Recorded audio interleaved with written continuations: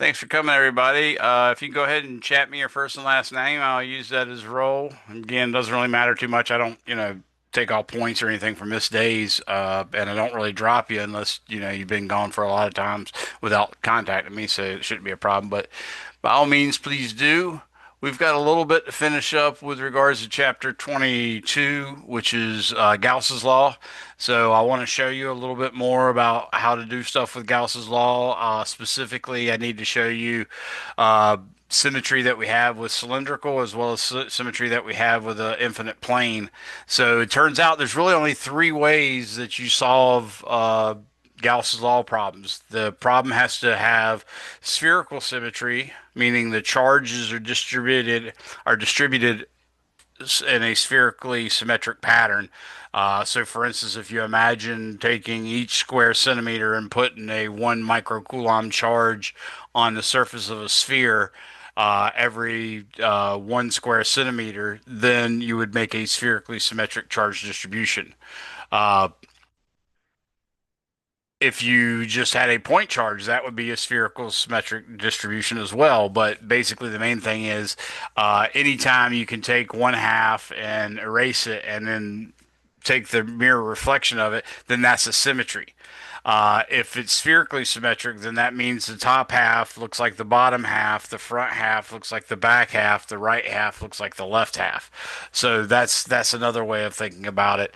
But the main thing is when you have spherical symmetry, there's one way you use Gauss's law, and that is making the assumption or the hypothesis that the electric field is a function of r, meaning r the radial distance from the origin.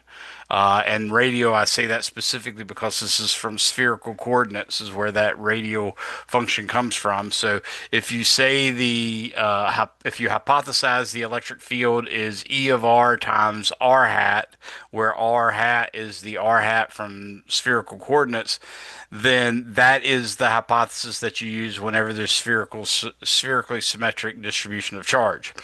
If, however, you have a infinitely long cylindrical distribution of charge and it's uniform, then the electric field will basically be radially pointed. So it's still E of R, but this time it's R that we recognize from polar coordinates or R that we recognize from cylindrical coordinates, meaning it has no Z component whatsoever.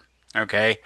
And that is basically what you'd make as the hypothesis would be E of R times R hat, only this R hat would maybe have a subscript C for cylindrical because it's the R hat from cylindrical. And then if you are going to attack a infinitely large plane, then you're still going to use the cylinder for the Gaussian surface, but you're not going to say the hypothesis of the electric field is E of R hat. What you're going to say is it's E of Z, meaning you're imagining the plate of charge being in the XY plane, and you think that the strength of the electric field will only depend on the distance Z above it or the distance of negative Z below it. So in that case, you'd say E of Z is equal to, or E, the electric field, is equal to E of Z times K hat for Z greater than zero, and is equal to negative E of Z times K hat for Z less than zero. So those are really the three scenarios that get you started on Gauss's law. So now that I have that, let's go ahead and get cracking. Does anybody have any questions before I get started? All right, I did ask everyone to chat me your first and last name. That'll count as your role, but I'm going to go ahead and share my computer screen with you now. So we did in class, we did that really quote unquote complicated integration of an infinitely long wire of charge where the charge was a certain number of coulombs per unit length, and we called that quantity lambda. Well, we can solve the exact same problem now using Gauss's law, and you're going to see how much easier it is. So I think I've already done some spherical symmetry with you guys, if I remember correctly, in class. That's what we did last time. Uh, Actually, I should probably double check that. I checked that last week, but there's some chance that I might be misremembering. So let me double check before I accidentally make you guys redo something we've already covered. There you go. So yes, I did it. Oh, maybe not. No. Okay. So I don't think I even got to Gauss's law with you guys. Okay. So uh that means I definitely want to point you guys to going to my YouTube channel. If you go to my YouTube channel, you will see a video called, and suggest you look at this one, not the other one. It says Flux and Gauss's law, another comma better comma look. So definitely check that one out. If you want to see two of them, I've got the other one. It's Introduction to Flux and Gauss's Law. I remember now that I'd actually made that one a recap of what I did in online in hopes of telling you guys to look that over anyways. But I never got around to sending that out because I didn't finish it until like Sunday or something. So I didn't let you guys know. So let me get you started with Gauss's law. When we go to do Gauss's law, and far as my pictures say, I haven't even shown you electric flux. Is that consistent? Does anybody remember something different than that? Because I don't think I've even showed you flux based on my catalog of photos. So there exists a quantity. This is chapter 22, Gauss's law. Okay. Now it is Gauss's law, but the way we're going to use it, well, one of the ways we're going to use it here is very abnormal, and you can only use it that way in the event that you have these three symmetries. So that's why I pointed out this is Gauss's law. It's not Gauss's helpful hint that sometimes works.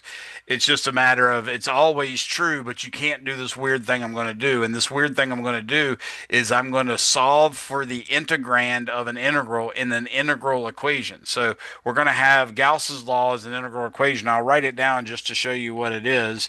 Uh, it basically says the closed integral of E, the electric field, dotted with dA, a differential area vector on a closed surface. So you see the integral has a circle on it. That integral with a circle on it doesn't tell you that there's some new type of math that you got to do where there's a special integral with a circle on it. No, it just tells you, hey, the equation with this integral and it is only valid if you're applying it to a closed surface. Now, what do we mean by a closed surface? A closed surface is a surface that has an interior and an exterior. And the only way you can get from the interior to the exterior is by going through the side of it, meaning a physical side of it that has a dA vector associated with it. Similarly, the only way you can go from the external part of the volume or the surface is to and go to the inner part is to cross a surface. So, for instance, a light bulb, that's a closed surface because I can't get in the middle. I can't get inside unless I go through the glass or maybe this aluminum or this crap down here at the bottom. A sphere is a closed surface. A toilet paper tube, the little toilet paper roll that you have when you run out of toilet paper, it's a little cardboard sheath. That little cardboard tube is not a closed surface because I can stick my finger in right here and you say, "Oh, I'm inside," and then I can stick my finger out here and say, "Oh, I'm outside," without actually crossing the surface. Now, if I took a piece of cardboard and cut it into two circles exactly the size of the end of those tubes, then I could make a cylindrical surface shaped just like a soup can, if you will. And if I had those caps on the ends, the round cap on one end and the round cap on the other end, and then the toilet paper tube here, then it would be a closed surface. So this says the integral over a closed surface of E dot dA is equal to Q enclosed. In other words, you got to calculate all the charge enclosed within that closed surface and then divide that by epsilon zero, and that's Gauss's law. Okay. Now, using this equation, we're going to attempt to make a hypothesis for E, and then we're going to attempt to solve for that hypothesized E. That's how we're going to use it. But the big thing is that left-hand side is a quantity we call the electric flux. It turned out when we were studying electricity and magnetism in a really robust way in the early 1800s, we discovered that there was a quantity called electric flux that was important. And it was weird. It wasn't a quantity that we're used to dealing with, but it did turn out to be important. And then later it was discovered that there's also a quantity called magnetic flux, and that's also important. So learning this flux is not something that's just going to go away after this chapter. We're going to have to learn it again later for magnetic flux. So let me give you an idea of what we mean by by electric flux. So electric flux. Actually, with that in mind, let me see if I got it back here. I think it might be right here. I think I wrote it here, but it might be on the later notes. Yeah, it's on the later notes. Let's try this one. Here you go. So this is the notes from that video I just told you guys to watch on my YouTube channel. So electric flux phi is a measure of the number of electric field lines that penetrate a surface perpendicularly. So there's a flux. With that Gauss's law, it was actually talking about a closed surface, but in general, there is a flux through any surface, period. So, for instance, you could have the flux through this face of a Rubik's cube. That's perfectly normal. But the important point is when you say the flux over this face, you're imagining vectors like electric field vectors hitting this and penetrating the surface, this rectangular or this square surface right here. But what we want to do is we want to only include the component of the vector that is perpendicular to the surface. So yeah, this thing might be like this, but it has this component that's perpendicular, and then it has this little component over here right there that is parallel to the surface.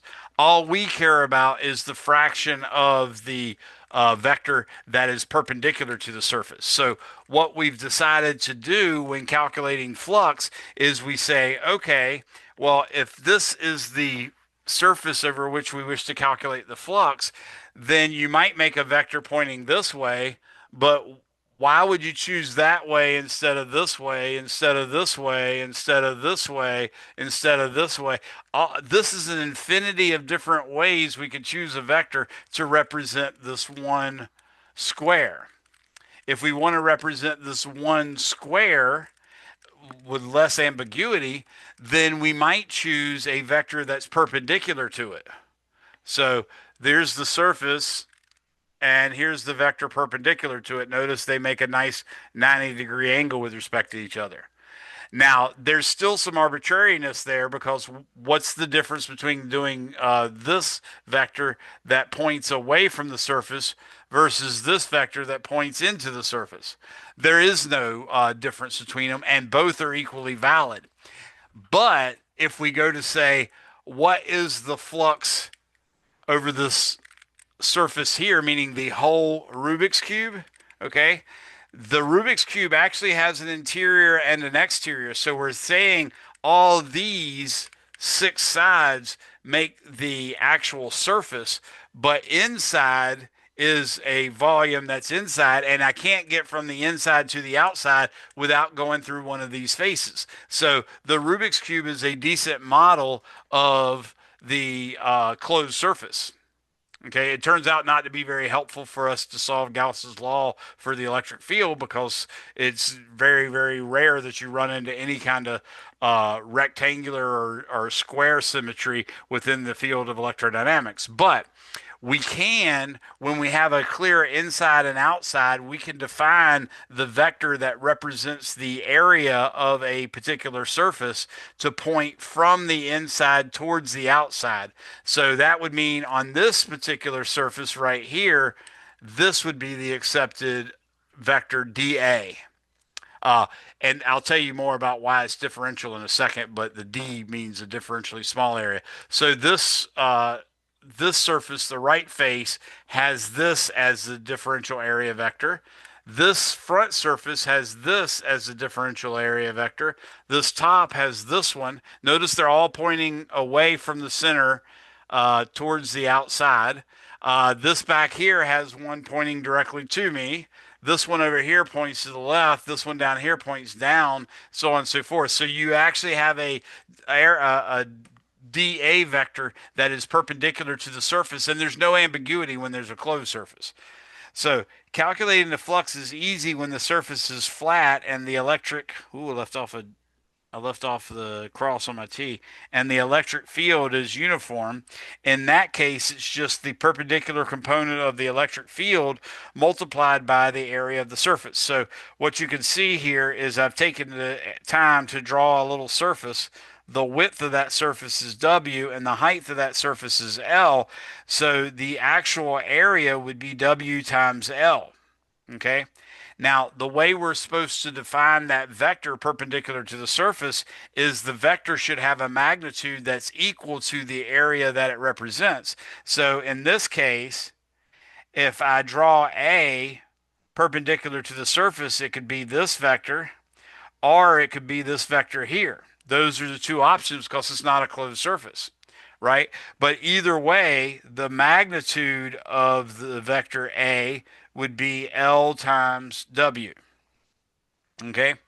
Now, if E is the vector field that you want to calculate the flux through the surface for, then you're going to take E, which makes an angle theta with the area vector A, and if you take and multiply that magnitude of that electric field E times cosine theta, you'll get the component of the electric field that is parallel to dA and therefore perpendicular to the surface.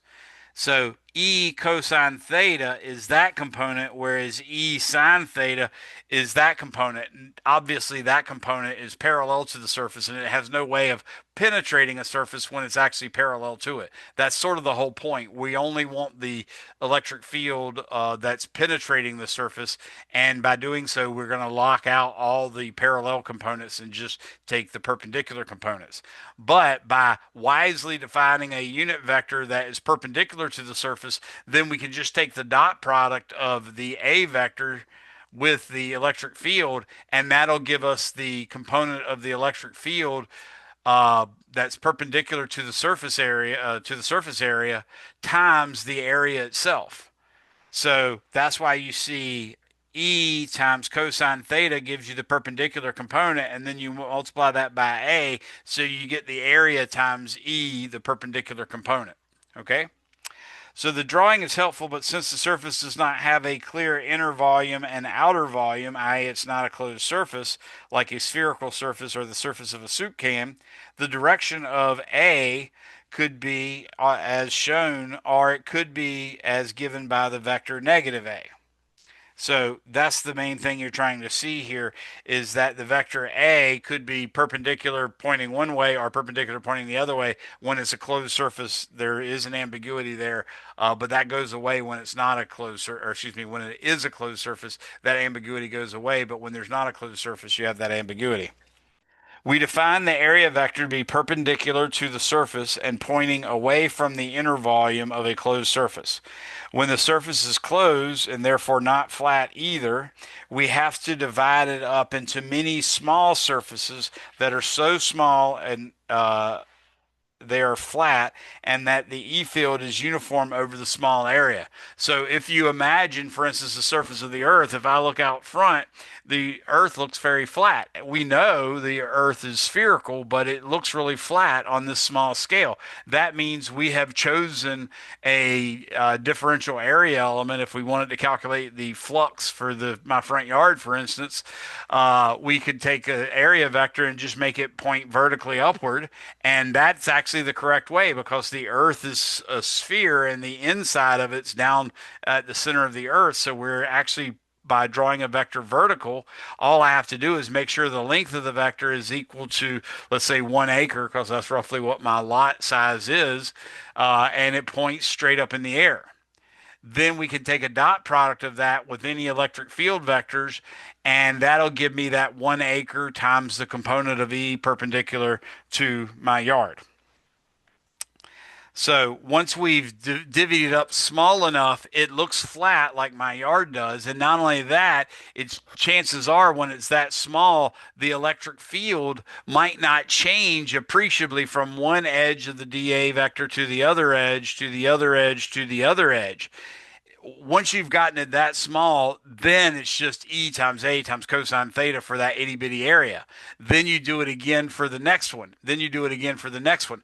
But if we're actually dividing this up in infinitesimal differential area elements, then the only way we can add them isn't by plus and plus and plus, it's by taking the integral. So we see the next step is then we have to add up all the fluxes due to each small area dA by integrating it, and we see uh, the flux, which is that green lantern looking symbol. Everybody see the symbol right here? It looks like the green lanterns. That's a capital Phi from the Greek alphabet. And we use it for magnetic flux and electric flux. But when we do magnetic flux, we usually put a B on it because B is the symbol we use for the magnetic field, whereas E is the symbol we use for the electric field. So in general, the flux is just an integral of E dotted with dA. And as I said, the dA vector should have a magnitude that's equal to the area of the differential area that we represent, that it represents. All right. So with that in mind, let's look at this example. It says if E is equal to 300 newtons per coulomb and theta equals 30 degrees, what is the flux? Well, we can see here that E and A are actually separated when they're tail to tail by an angle theta, and that's necessary for our dot product to work. And that angle is theta, and we've been told the angle theta is 30.0 degrees, and we've been told the magnitude of the electric flux is 300 newtons per coulomb. So all I got to do is take E times A times the cosine of the angle between them, which is, by the way, the dot product. Remember, the dot product of A and B is defined to be A times B times cosine theta. So in this case, we're taking the 300 newtons per coulomb. Now we're multiplying it by the area. Well, the area was 10 centimeters by 20 centimeters, and in base units, meters, that's 0.100 meters times 0.200 meters, and then times the cosine of 30 degrees, and obviously we get 5.196 Newton meter squared per coulomb. That's the actual units of flux. Electric flux is Newton meter squared per coulomb. We actually, when we do magnetic flux, there's a name that we use for the unit. It's called a Henry. But that comes in handy later. But we don't have a separate unit for flux here. We just call it Newton meter squared per coulomb. We could also call it volt meter squared per coulomb per meter. So that'd be a voltmeter. Yeah, that would just be a voltmeter is what it is. Okay. Now, in addition to understanding this, we also need, I'll, by the way, I'll copy the at least these first couple pages to the notes that I'm going to put up for today. So if you look up today's notes in Google Docs, that'd be 02232026. You're going to come up with the stuff that I'm writing today plus the stuff I'm covering right now. And that's also what you're going to look for today's video is 02232026. All right, so to make this make a little bit more sense, I also need to point out that if you had a charge Q and it was positive, then a accurate representation of the electric field lines would be one field line. Notice I've tried to draw these all the exact same distance away from the center of the point charge, the plus Q. Now I've anchored them what's supposed to be a fixed distance away, and if you remember, the electric field was K Q over R squared, and because of that, the K Q over R squared, we see that when R is a constant, then the electric field has to be a constant. So that's why me drawing each of these a fixed distance away should make each of them have exactly the same electric field strength at that point. So I've tried to draw three vectors that are the same length and that are in fact the same distance away from the point charge. Now, they also happen to point away because what we know is if you wanted to find the electric field at that dot right there, you imagine a point charge being at that dot, and that point charge would have to be a positive test charge. And you say, okay, well, which way does a positive test charge at that little dot, which way does it feel compelled to move? And obviously, if I put a positive test charge right above that positive charge there, it's going to tend to move that way. That's why the electric field vectors point away from the positive charge. So that's the main thing you want to see there. But what I want to show you is how the electric field lines can be quantitative. So, for instance, if I'm talking about a charge that's twice as big instead of a charge Q, we're now talking about a charge 2Q. When the charge is 2Q, then we get twice as many lines. Notice I only had four little vectors on the Q, whereas on the 2Q I have eight. They're all the same distance away from the center, just like the other one was, and they're all the same length, or at least I've tried to make them all the same length, so that you can see the electric field at a fixed distance away is a constant. But you can also see that you're going to have twice as many field lines if the charge is twice as big. That was part of the whole consideration that was done in the early 1800s, even the late 1700s, up until around 1830s to 1860s. It was done. But in making all of that make sense, we had to understand that they were literally picturing the positive charge Q as if it had four field lines around it, whereas the positive charge 2Q would have eight, and the positive charge 3Q would have 12, and so on and so forth. Now, if you imagine putting a closed surface around that particular charge, let's say we made a sphere around it like that, then you can see that the number of field lines that actually penetrate the surface of the sphere is directly proportional to the charge, because if it was 2Q, there'd be eight lines that pop through it, whereas if it's Q, you'd only see four lines. So from that, we've reached the conclusion that the electric flux is proportional to the charge. Well, what Gauss's law tells us is that the total flux through a closed surface is equal to Q inside of that surface divided by epsilon naught. So that was the main stuff I had to make sure you guys were clear on before we could jump into Gauss's law. So what I'm going to do now is I'm going to go back and I'm going to use what we just learned about Gauss's law. And like I said, I'll copy all that into here before this, or actually after this chapter 22. I'll copy all this stuff on there because I just want that chapter 22 Gauss's law to be shown. But that's Gauss's law. We now have, in addition to Gauss's law, I've defined the flux in the simplest case as being E times A times cosine theta, which is also equal to E dot A.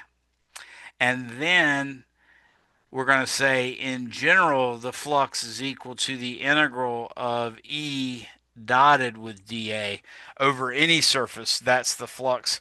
The formula without the integral is when you're dealing with flat surfaces and you're probably dealing with electric fields that don't change so much that they change over the individual area A. If it did change, then you'd have to divvy it up a little bit and start thinking about the integral again. Okay?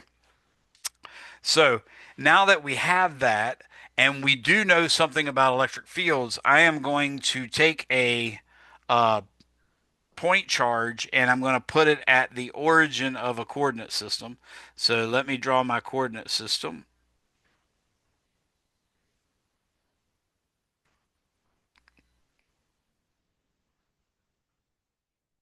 Okay, so in this three-dimensional coordinate system, coming out of the board is the x direction.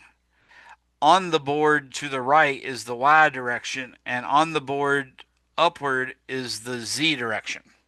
Now, what I'm going to imagine is a point charge q at the origin. Okay. Now it's a point charge, so we can pretend like it's a sphere, and that's why I'm trying to draw it as a sphere. But we're going to say the charge is q. I don't want to put it down there because I need to draw stuff. Okay.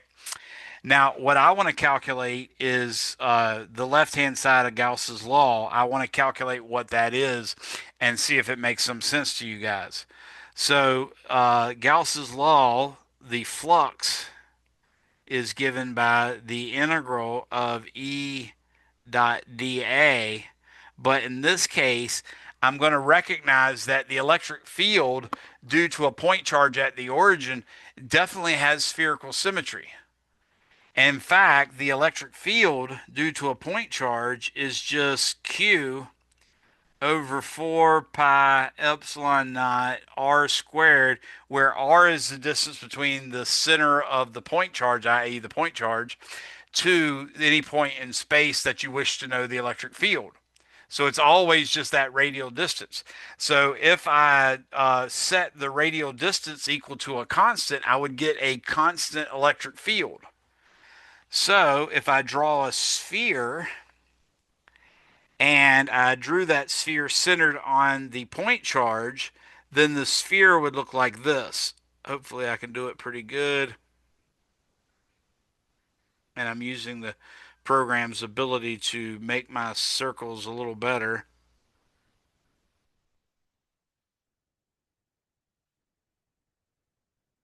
Okay, that looks pretty good.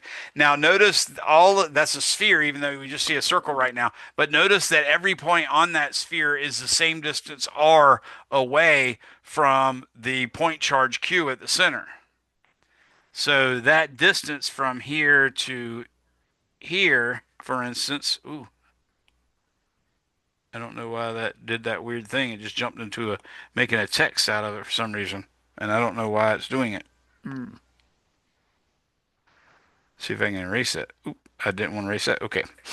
All right. So what I want to do is say this distance right here is r, the radius of this green surface. This green surface is a sphere, and we're going to refer to it as a Gaussian surface.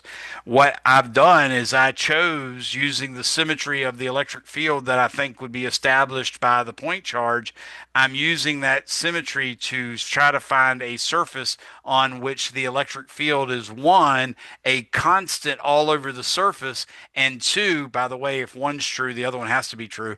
Two, it's also perpendicular to the dA vector. So, for instance, if I looked at this particular spot right here on this sphere, and if you've had any experience with spherical coordinates, you know that that is the typical differential area element in spherical coordinates.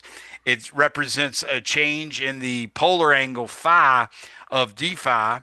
It represents a change in the azimuthal angle of d theta, and then it's just fixed at a specific distance r away. So the right hand side of this rectangular shape is r d phi, and where r is the radius of the sphere, and the horizontal distance of this rectangular window on the sphere is r sine phi times d theta.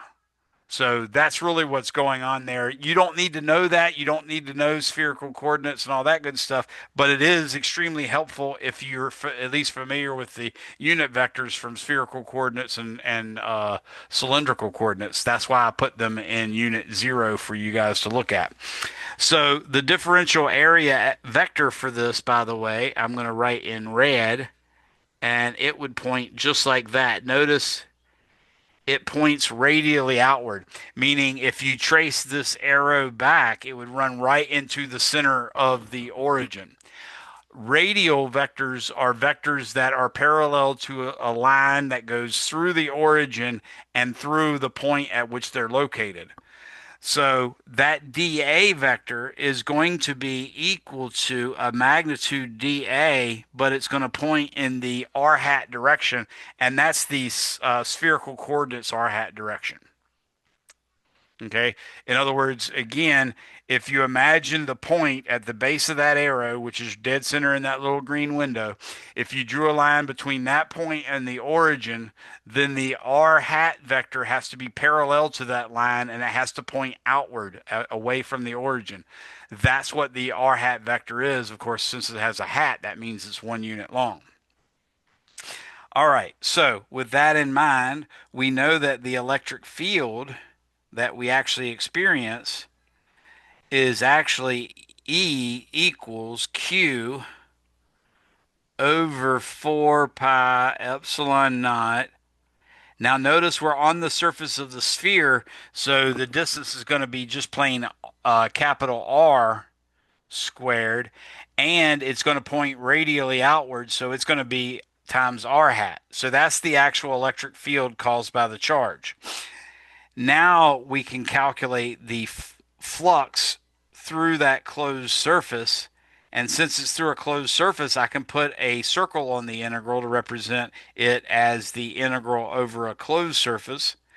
Now, all I have to do is, and by the way, this integral is what we call a surface integral. I mentioned that in the 241 course. We did line integrals. We didn't do surface integrals, but at least I mentioned it. And just like with a line integral, you've got to evaluate the integrand along the line that you're integrating. Well, on a surface integral, you've got to evaluate the integrand on the surface that you're integrating over. In this case, the surface I'm integrating over is a sphere of radius big R. So by me putting E equals Q over 4 pi epsilon naught big R squared, I've already evaluated E on the surface of the sphere. So now I'm just going to put Q over 4 pi epsilon naught R squared R hat, and my dA vector is just going to be dA times R hat. Again, if you've had familiarity or some experience with spherical coordinates, you'd know that dA is R sine phi d theta d phi. That's really all it is for the dA. But we're never going to have to do that. That's the beauty of Gauss's law. Gauss's law is always going to have that complicated integral with a circle on it, but that side is always going to turn into E times A or E times A plus 0 or E times A plus 0 plus another E times another A plus 0 or something like that. It's never going to be an actual integral that you have to compute. In fact, the integration that might happen happens on the other side where it says Q enclosed over epsilon naught. So let me continue on. Now, since we're evaluating this integral over the surface and we've already set the electric field to be equal to the electric field strength on the surface of the green Gaussian sphere, then that means the electric field strength is actually a constant and we're not having to integrate that. So we're going to pull it out in front and it'll be Q over 4 pi epsilon naught R squared. All that just comes in front of the integral. Now, the other thing, and I've mentioned this before, but the dot product and the cross product, though we're not using it right now, the dot product and the cross product are both what we call linear operators. So one way of interpreting that is that basically if you have a dot product between two vectors, you can put the scalar parts of the vectors all to the left and then just let the dot product work on the vectors themselves. So what I'm going to do is I'm going to imagine I first took the Q over 4 pi epsilon naught R squared and the dA and put them all to the left. Of course, the dA has to be integrated, so I can't pull that through the integral, but I did with the other stuff. And then all that's left after that is for a dot product to be calculated between R hat and R hat. Now remember, dot products A dot B is equal to the magnitude of A times the magnitude of B times the cosine of the angle between them when they're tail to tail. So can anybody tell me what this dot product will be? R hat dot R hat?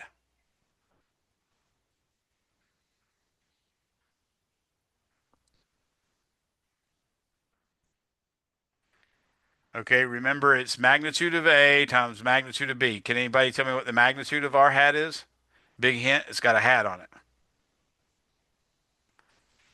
Let me put my chat box out in case somebody's typing it. Oop, I got some chats.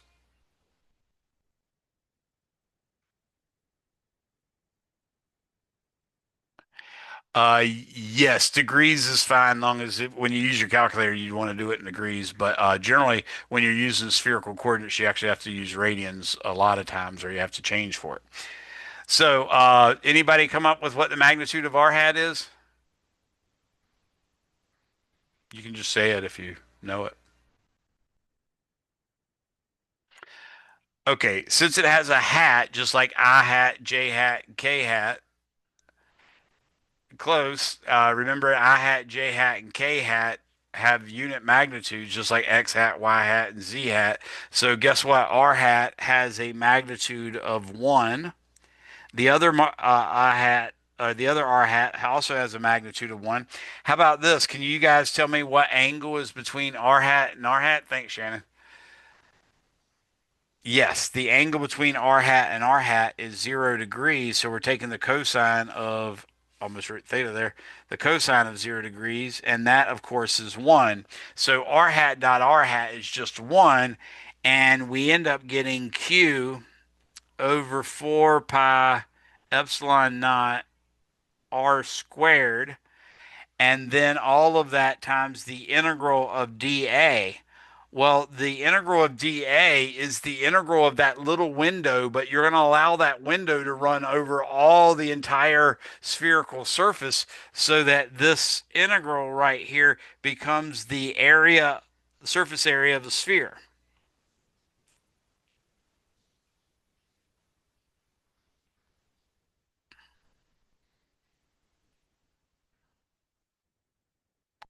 Are specifically of the sphere. Okay? So now what we have is Q over 4 pi epsilon naught r squared times the surface area of the actual sphere, which is 4 pi r squared. And yes, that means you need to remember that. So this 4 pi cancels out with this 4 pi. This r squared cancels out with this r squared. And now what we've done is confirm that Gauss's law says the closed integral of E dot dA is equal to Q over epsilon naught, where Q is the charge enclosed.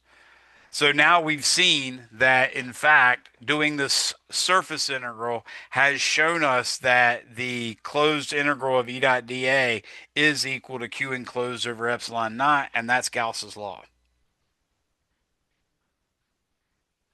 Notice I'm writing Gauss, Gauss apostrophe S, Gauss's law. Okay.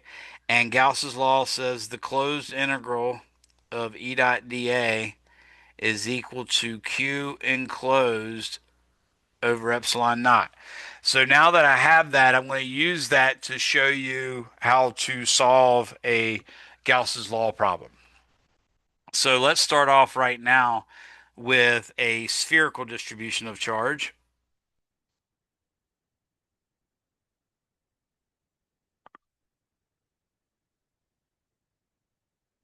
Okay. X, Y, Z. Now I'm going to draw a spherical distribution of charge, and I'm going to try to make it 2 squares by 2 squares by 2 squares. Okay, that's good enough. So that's my charge. And what I'm going to imagine here, I'm doing it different from your book. I'm going to go on the assumption that this is a charge uniformly distributed throughout a non-conducting spherical chunk. So a, okay, I got to change it out of that mode. A total charge of Q is distributed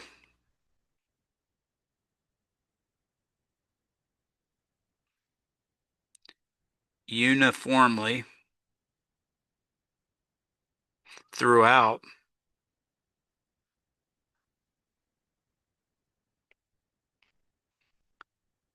the sphere made of a non-conductor. The reason being is if you actually made this a conductor, there's a rule that we learned from Maxwell's equations, and that means this is a rule you guys should know. There's a rule from Maxwell's equations that teaches us that in electrostatics, that means a scenario where you're dealing with conductors and insulators and all that stuff, but you don't have any kind of battery that drives a current. Okay. So in electrostatics, on a conductor, if you ever put charge on a conductor in electrostatics, the electric field will turn out to be zero on the inside of the conductor. So you can then use Gauss's law to draw a Gaussian surface inside of that sphere, say, of conducting material. And I just want to make it just barely inside. So it's just the outer skin of the spherical conductor is has the Gaussian surface inside of it, and the outer skin is just outside of that surface. Now, since you've got it completely inside, we know the electric field is zero. So the left-hand side of Gauss's law, which is the closed integral E dot dA, has to be zero. Since that has to be zero, and Gauss's law has that equal to Q enclosed over epsilon naught, that means that the Q enclosed must be zero. So that has proven to us that basically anytime you put a charge on a conductor, all that charge will bulge out and land on the outer surface and only on the outer surface. None will be inside. Okay. So I had to make this a non-conductor because I want the charges to stay where they are. And what I'm imagining is if I pulled out a 1 millimeter by 1 millimeter by 1 millimeter chunk of this non-conductor and I measured how much charge is on it, I would find that's the exact same amount of charge that's on another 1 millimeter by 1 millimeter by 1 millimeter chunk. Not only that, if I grabbed a 2 millimeter by 2 millimeter by 2 millimeter chunk, that one would have 2 times 2 times 2 or 8 times as much charge in it as the 1 millimeter by 1 millimeter by 1 millimeter chunk did. Okay. That means, therefore, rho is equal to a constant. So remember, I showed you when I did Coulomb's law in vector form, I showed you that dq could either be equal to lambda dl or sigma dA or rho dV. Okay. In this case, we have a volume of charge, and I'm therefore using the rho dV. So this implies rho is equal to the total charge, which we said was Q, divided by 4/3 pi r. Let's call this radius. Yeah, let's call this radius r. Okay. 4/3 pi r cubed, which is the same thing as 3q over 4 pi r cubed. So that's really what our constant is. Our rho, which is the volume charge density, is it's the charge per unit volume in coulombs per cubic meter. That's what that is. Now, what we want to do is calculate the electric field for r less than 0 and for r greater than 0. So what is E for R less than big R and for R greater than big R? That's what we're going to do. Okay. Now, the way we use Gauss's law is we take Gauss's law and we make a hypothesis about the electric field, and then we work the left-hand side of Gauss's law, work that out. Then we work the right-hand side of Gauss's law, work that out. Then we set the two answers that we got for the two sides equal to each other and solve for the electric field. So I've got to start off with a hypothesis. So given the spherical nature, solution,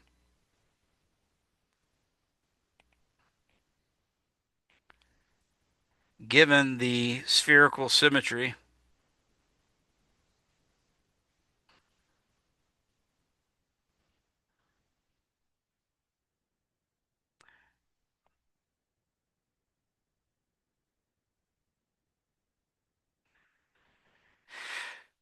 we hypothesize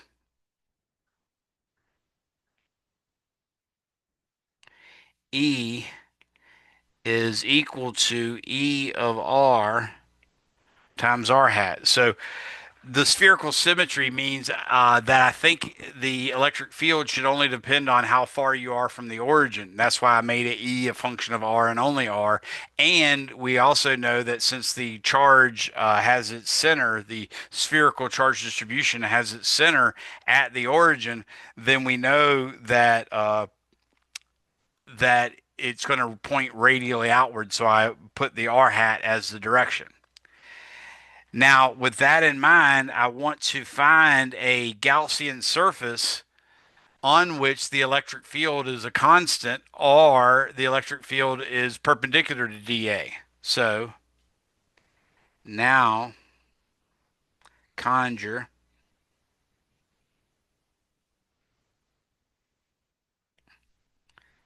a Gaussian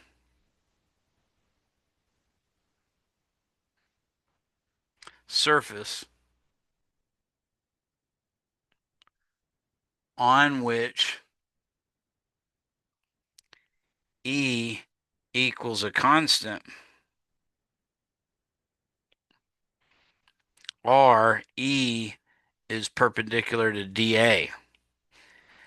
Okay. The reason why I'm saying that is there's going to come a time where one part of the surface will be having the electric field perpendicular to the dA vector, which means gives you zero flux, but other parts of the same closed surface has parts where the electric field's a constant. And on those parts where the electric field's a constant, you're going to find that the dA vector is exactly parallel to A. That's just always the case. The dA will be parallel to E if the E is a constant on the surface. Okay. So, giving the shape of this electric field, I can imagine that the only surface on which the electric field would be a constant is a surface of constant r, since I'm thinking that the electric field depends only on the distance r. So I'm going to choose a Gaussian surface that is a spherical surface centered on the origin. So here's my Gaussian surface.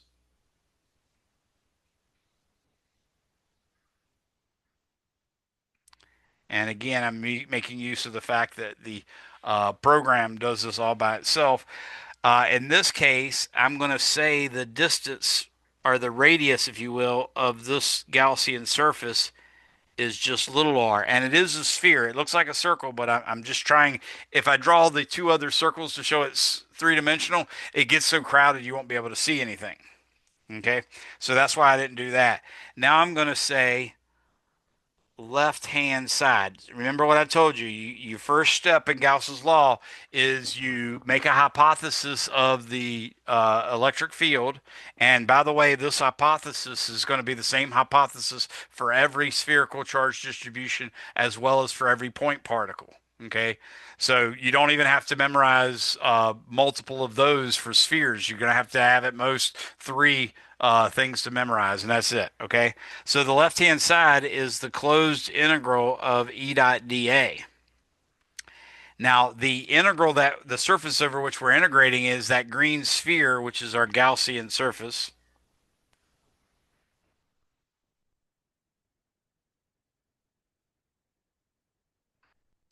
Later we'll learn Ampere's law is sort of like this, and then we'll have, instead of a Gaussian surface, we'll have what we call an Amperian loop because it comes from the guy Ampere.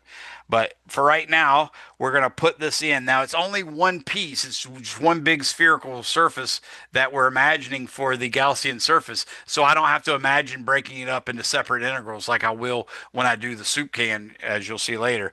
So in this case, I'm going to say it's equal to the integral of q over, or excuse me, it's equal to the hypothesis. I forgot I already did the part that I was just doing. So it's E of R hat, dotted with dA R hat. And the dA is the exact same dA I did on the last part.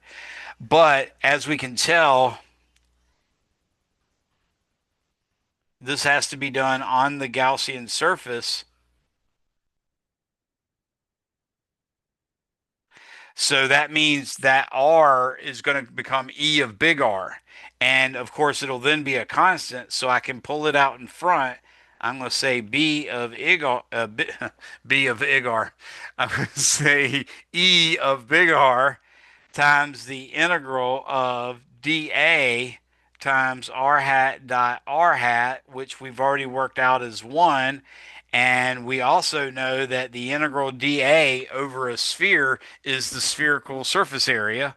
So I've got E of r times 4 pi r squared. So that's what my left-hand side is. The right-hand side, and by the way, we're still doing right now for the case uh, r greater than r0. That's what we're doing right now. Now, the right hand side is q enclosed over epsilon naught. Well, we can see that the total charge in the blue is q. So all of that's inside of the green sphere. So the total charge enclosed is just the q that I told you the charge had, or that the sphere had. And therefore, the right hand side is q over epsilon naught. Now we set left hand side equal to right hand side. So we're going to get E of r times 4 pi r squared is equal to q over epsilon naught, which allows us to solve for E of r, which is what we're going to try to do. Now, I'm going to solve for E of r, but I'm going to go ahead and use it in my hypothesis and say that the electric field E is equal to Q over 4 pi epsilon naught. Now, in this case, oh, crap. I forgot. It was on the spherical surface. I had called the spherical surface, the Gaussian surface, lowercase r, not capital R. So these r's should be lowercase. Let me fix that real quick. Everybody make this change in your notes if you haven't done so already, or if you didn't catch me in it in real time. I'll write it in blue so it stands out to remind you that I made a boo-boo. So there's the r, and remember that was the radius of the Gaussian surface. So this one is R as well. So we've got that. Now that I have that, I'm going to put the answer as R squared in the bottom.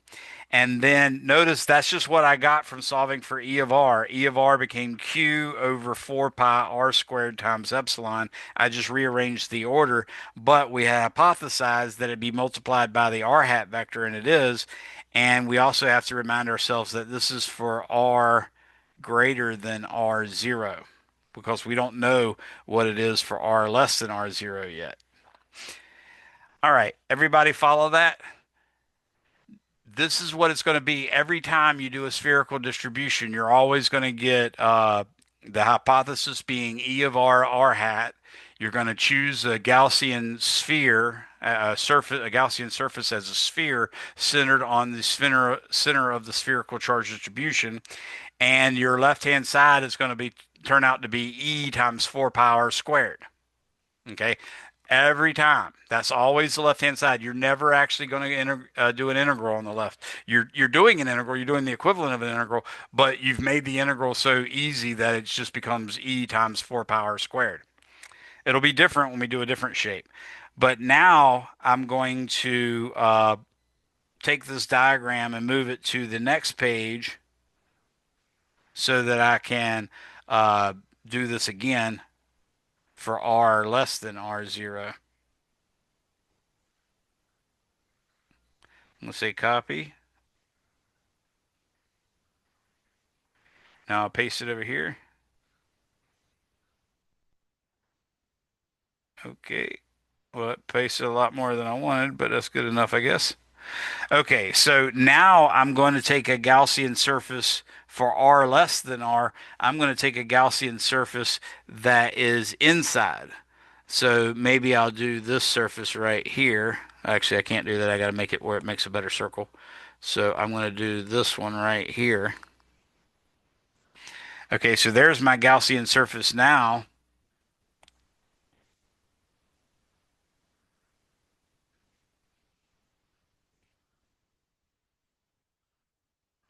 And its radius, of course, is going to be little r as well.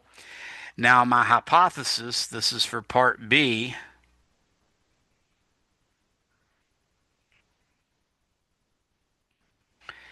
E is going to be equal to E of r hat again. And the left-hand side is going to be equal to the closed integral E dot dA, which is going to be the integral of E of r hat, dotted with dA, r hat, which equals E of r times 4 pi r squared, like that. Okay. In other words, the same stuff that happened last time happened this time. We don't have to do any more. Now I'm going to do the right hand side, and the right hand side is where you sometimes have to do calculus. So the right hand side is Q enclosed over epsilon naught. Now this is a volume, so in general, Q enclosed would be equal to either the integral of rho dV, which is what it is for a volume. If we were doing over a surface area instead of a volume, then it'd be the integral of sigma dA. And if it was over a line, then it'd be the integral of lambda dl. That's our three choices. So you literally could use that calculus to calculate what Q enclosed is, but we don't want to have to do calculus, unless we have to, or unless it makes it easier. If the calculus is easier, then yeah, by all means do the calculus. But most of you will probably find arithmetic's a little easier than calculus. So I'm going to show you the arithmetic way, but I've already hinted at the way of doing it with the calculus. And there are some examples. For instance, I did a charge proportional to r squared is one of the examples listed in the optional videos for this week. So check that out. But what I'm going to do here is I'm going to realize that Q is equal, rho is equal to a constant. And because that, we know the constant for the entire sphere is 3Q over 4 pi r cubed. But we also know that that's true for the inner sphere, only the charge isn't Q. So that inner Gaussian sphere has the same formula, only it's 3Q enclosed over 4 pi little r cubed, because now we're going only out to a distance little r. Do y'all see how I can set those two equal to each other? Does that make sense to everyone? So this 3 is going to cancel out with this 3, and this 4 pi is going to cancel out with this 4 pi, and that's going to give us Q enclosed is actually equal to Q, the total charge, times r cubed over big R cubed. So that's all I need to put over here for Q enclosed. I'm going to say Q times r cubed over epsilon naught times big R cubed. Okay. Now I'm going to set left hand side equal to right hand side. And when I do that, I get E of R times 4 pi R squared is equal to Q times R cubed over big R cubed. You can see here that the exponent of 3 is going to be reduced to 1, and the R squared is going to disappear, so that now I can say E, using my hypothesis that it's E of R times the R hat vector, we now see that I'm going to get Q over 4 pi epsilon naught R cubed times R hat, and this is for R less than big R. Now, when you look at this, if you imagine the formula that you have here with little r being equal to big R, you'll see that the little r cancels out with the big R cubed in the bottom and would just leave big R squared in the bottom. And similarly, if you let equal to big R here, and actually I called it R0 for some reason in this, and it was just supposed to be R. But if you let R equal big R here, you'll see that you get the exact same thing. So now we can go back and say, oops, not supposed to do that. Now we can go back and say it's not only for R greater than big R, it's for R greater than or equal to big R. And similarly, this is for R less than or equal to big R. So that shows, in fact, that the electric field's continuous. In general, the electric field will not be continuous. The electric field perpendicular to the surface and going from one medium to another will differ by sigma, the surface charge density, divided by epsilon naught. In this case, there is no surface charge. It's all spread throughout, so there's no discontinuity. And in fact, if you wanted to make a plot of electric field strength versus distance r, then you would write this, put a r here, put a e here, and what we're going to see is the formula here is q over 4 pi epsilon naught big R. And what we're going to say is this right here is big R. And we see that it's linear for r less than 0. So the graph should be a straight line through the origin until it runs into that dot there. And then it's going to fall off like 1 over r squared here.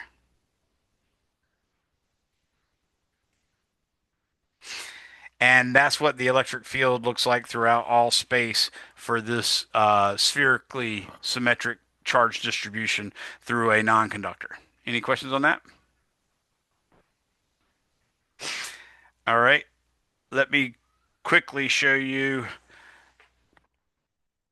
a infinite plane. So let's imagine, for instance, we have an infinitely large plane, and we went over 3 squares from there. So I'm going to say it's roughly like that. Now we're saying this goes off to infinity that way, and this way, and this way, and this way, and this way. All of that's going off to infinity. What I am going to do, though, is make my coordinate system that was supposed to be black. I don't know how it got there.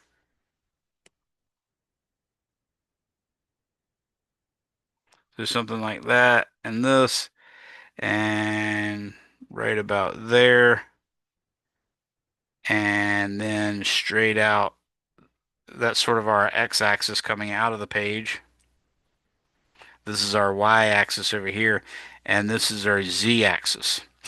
Now, if you look closely enough, you would see that since this is a charge that's evenly distributed throughout the over the whole surface, then that means, for instance, if you look at one particular charge and you go straight above it, there's another charge to the right and another charge to the left.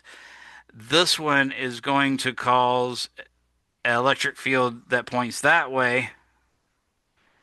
This one's going to cause electric field that points that way, and this one's going to create electric field that points that way. By that symmetry, we can see that there shouldn't be any y component or x component for this electric field. Because not only is it 3 left and right, which handles the y direction, but it's also 3 with one in front and one behind, and that makes it cancel out the x position or the x component. So from that symmetry, we can make a hypothesis,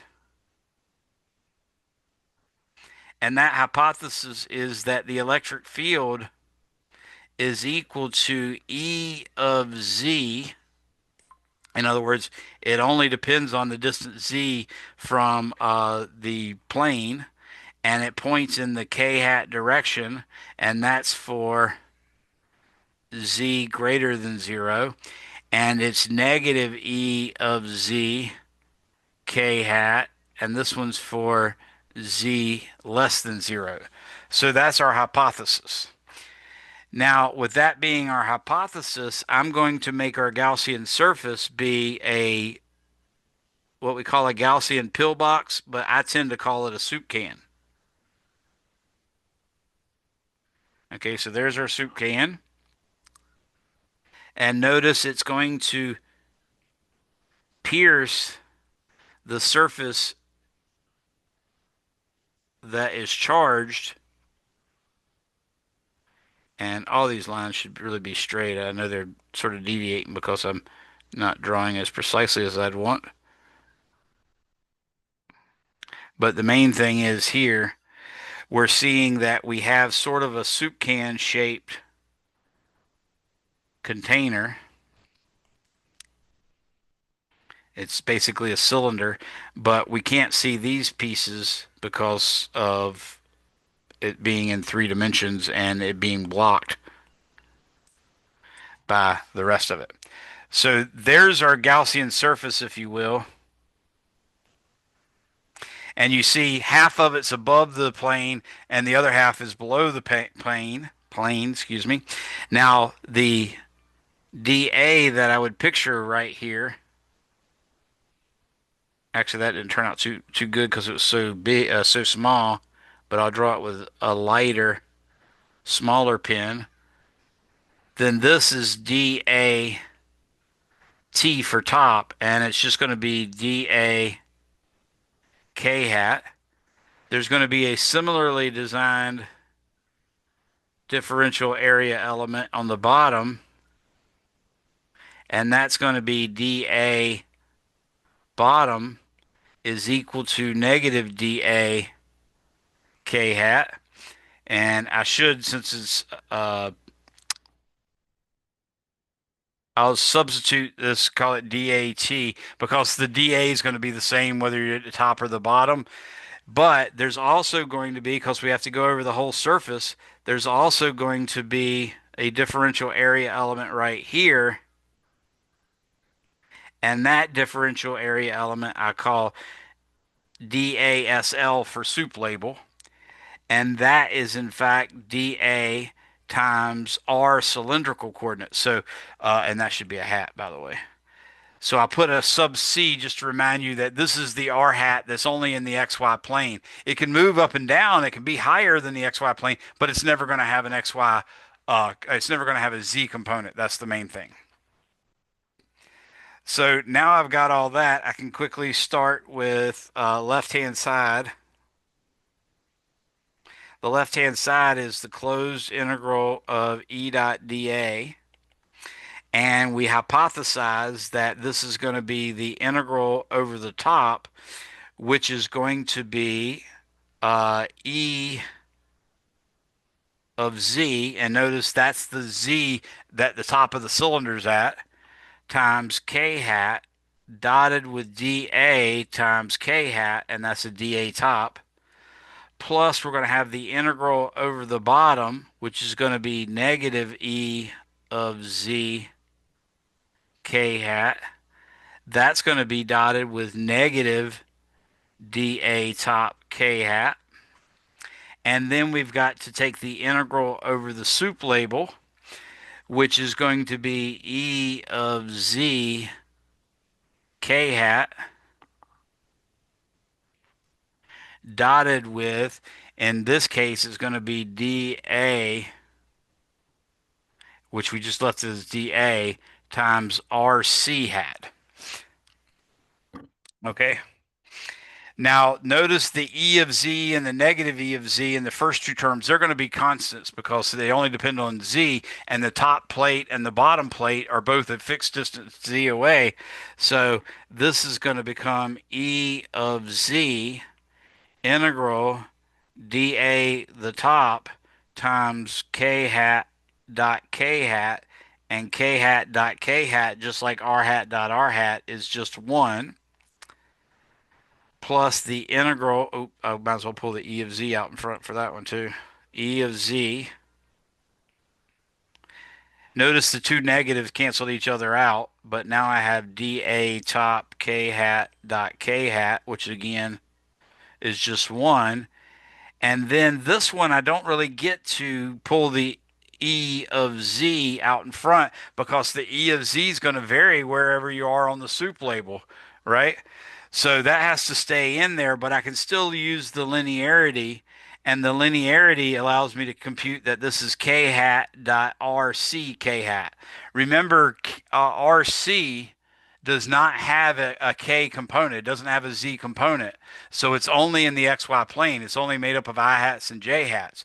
If you take the I hat part and dot it with k, you get 0. If you take the j hat part and dot it with k, you get 0. So in general, that means this dot product is 0, and we're not going to get anything from that term. What we are going to get is E of z times the area of the top plus E of z times the area. I could say the area of the bottom, but the area of the bottom and the area of the top are the same. So I'm just going to say area of the top like that. So we get 2E of z times A top. Okay. Now the right hand side is Q enclosed over epsilon naught. And we can see, since the charge per unit area is sigma, if I multiply sigma times the area that is in this little circle right here, that area happens to be the same as the area A top, so I'm going to use that.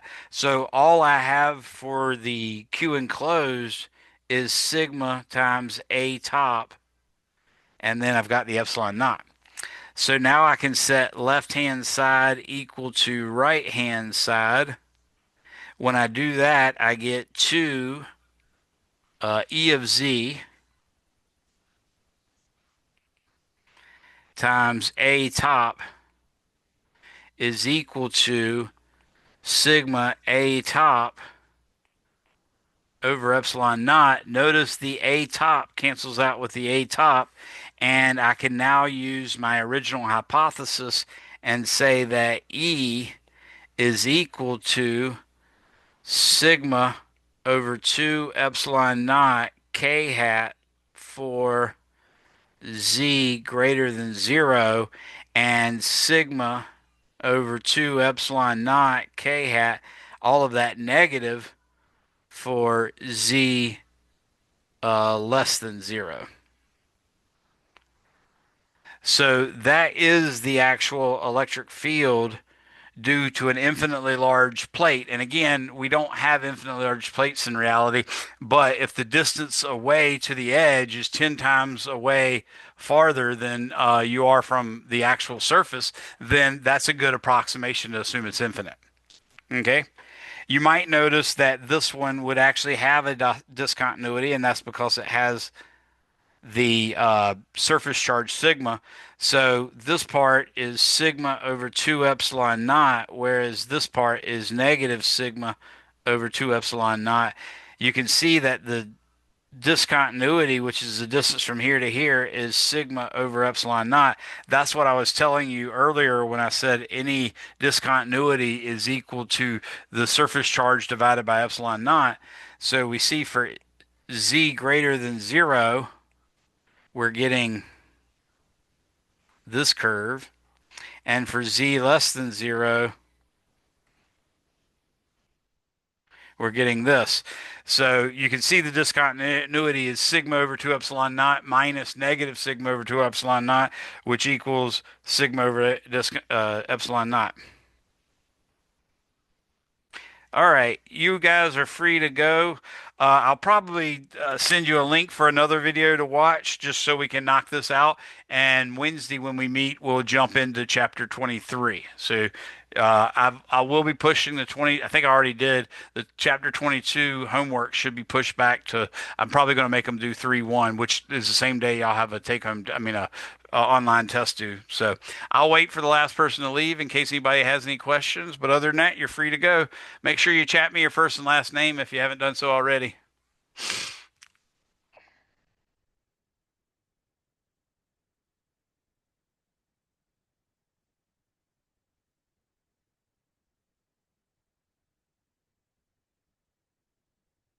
All right. I'm going to go ahead and work a cylindrical problem real quick while I have this video time here. So I'm going to go ahead and do that.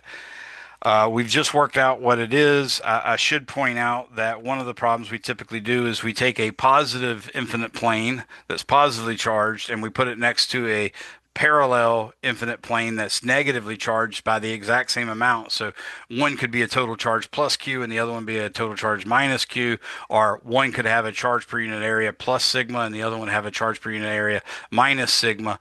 And then what we'd want to know is how strong is the electric field between those two? What's the electric field over here? And what's the electric field over here? So I first want to address that, and that might actually be the only thing I do. Depends on how long I run. So if I imagine that this is a plate that I'm looking at the edge of, and it has a charge plus Q, plus sigma, which is the charge per unit area. And then over here, I have a charge. Actually, let me draw that another color so it will, so I can use the color coordination to indicate what is caused by what. This one has a charge of negative sigma. Oops. And it tried to make that into something that it didn't know, so it made that. So what I'd like to know is what's the electric field between the plates? What's the electric field to the left of the plates? What's the electric field to the right of the plates? So when a charge plate is positive, we know the electric field points away. So right here, dead center, the electric field should point to the right as a result of the blue charged plate. And we know from the derivation we just did that that amount of electric field strength is sigma over 2 epsilon naught. Now, if we look at the red plate, that one's a negative charge, so the positive charge is going to want to go towards it as well. So that means right here in the middle, there's also a electric field that points to the right, and that too is equal to sigma over 2 epsilon naught. So that means inside E total is going to be sigma over 2 epsilon naught plus sigma over 2 epsilon naught, which is just sigma over epsilon naught. And that's a valuable result that we're going to use in chapter, a little bit in chapter 23, but mostly when we get to chapter 24, I think is the capacitance chapter. Now, if we look to the right of these two, the positive plate is still causing the electric field to point to the right, and that's sigma over 2 epsilon naught. But to the right of it, the red plate, the negatively charged plate, is going to cause a positive particle to move towards it. So it's going to point to the left, and its magnitude is also going to be sigma over 2 epsilon naught. So in this area, we can say E is equal to 0. If we do the same thing for the other side, we know that the blue charge is going to point objects away from the blue plate, and that magnitude is sigma over 2 epsilon naught. And the red plate is still going to compel charges to move towards it. So that one's going to be a sigma over 2 epsilon naught, but pointing to the right. So in this case, we also see that out here, E is equal to 0 as well. So that's a another thing we can do, but that tells us, in fact, if we do make a parallel plate capacitor, which is what that red plate and blue plate together are, normally you want to make them really close together so that the distance between one plate and the other is at least a factor of 10 smaller than the distance from the center to the edge. I prefer a factor of 100, but a 10 is the bare minimum for the math. Okay. So that's what we can do with that particular distribution. I'm going to tell you also that if we did a spherical charge distribution, excuse me, a cylindrical charge distribution, then the electric field derived by Gauss's law could be done this way. So I actually tried to make a straight line there. Okay, so now let's try a different one. I'm going to draw a coordinate system like that and that. Now I'm going to imagine that I have a wire that has a charge per unit length lambda. And the wire is in fact going to go on to infinity down here, and it's going to go on to infinity up here as well. The charge per unit length is lambda, which means dq is equal to lambda times, in this case, it'd be dz, because I'm going to assume that that axis right there is the z-axis. And then this axis right here could be the x or the y. Doesn't matter. In fact, by symmetry, if you rotate it at any angle uh, about the z-axis, then it's always going to put the electric field's always going to point radially outward. So it's really technically correct to call it the r cylindrical coordinates direction. So I can make my hypothesis.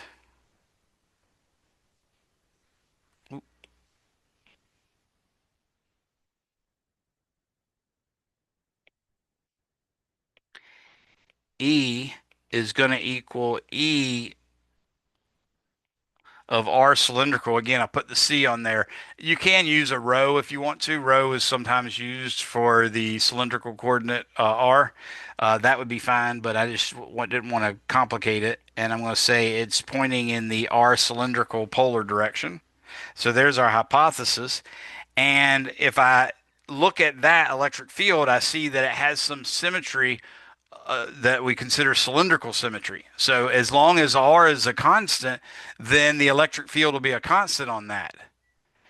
And of course, if we make a cylinder that has as its central axis this wire, then that would be the Gaussian surface that would have the electric field zero, constant all on the soup label. But the electric field at the top and bottom is going to be perpendicular to the dA. So that's why we get to use the same Gaussian pillbox or soup box if you or soup can if you want. So I'm going to draw our Gaussian surface like this, and then I'm going to allow it to come down to here, come down to here, and this part is of course in front of it. Oops, that was did not turn out very good. So the distance here is r, and that means we're actually at a distance r away, but there's our Gaussian surface. And in fact, I'm going to say the length of this Gaussian surface is just L. So I'm going to make use of that. Uh,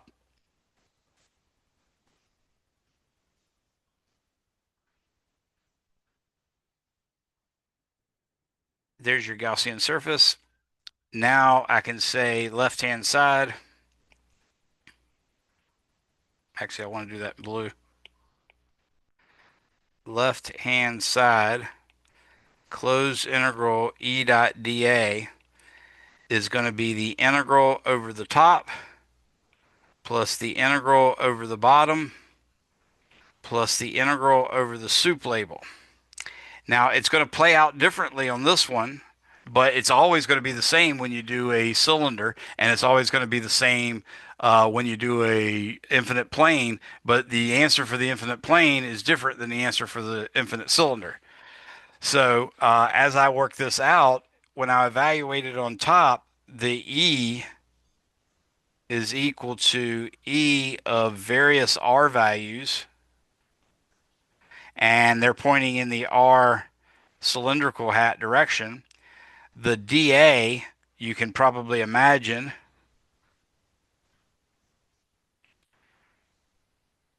dA for the top is equal to dA top times K hat, and dA bottom is going to be dA, a negative dA bottom times K hat, and that just makes it point down. And then, of course, we also have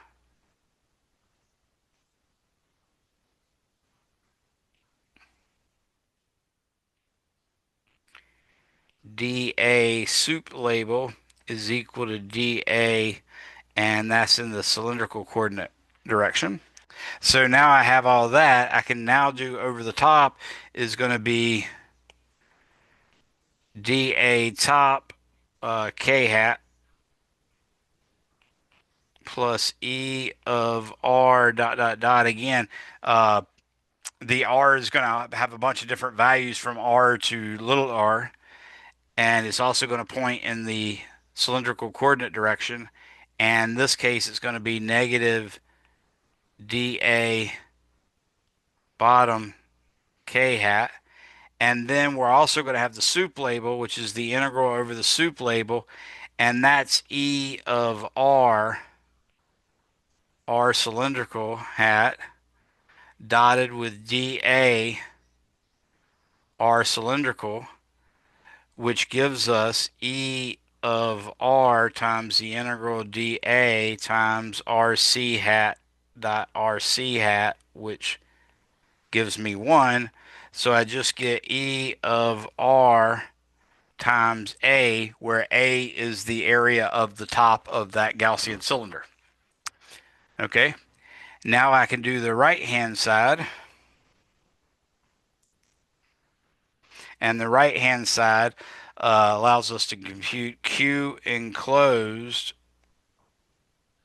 over epsilon naught. So the total charge enclosed, since the charge per unit length is lambda, that means if I take lambda and multiply it by the length of this Gaussian surface, which is L, then I'll get the total charge enclosed. So the top is just lambda times L, and then we have the bottom is epsilon 0. Now I can say left hand side equals right hand side. And when I do that, I get E of R times A is equal to, oh, gotcha. Since I did that A, by the way, I'm going to go ahead and represent that A as what it is, which is 2 pi R dr. Excuse me, not 2 pi R dr, but you'll see. Hold on. So the area, instead of just calling it A, it's actually, and I think I said earlier that it was the area of the top. That was a mistake if I did say that. So make sure you correct that. But the area now is the area of the soup label. The soup label has a height L, and it has a distance around. If you cut the label off, it'd make a perfect rectangle. The width of that rectangle would be the circumference of the soup can. So that's 2 pi R.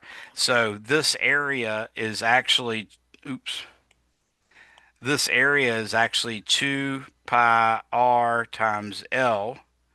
So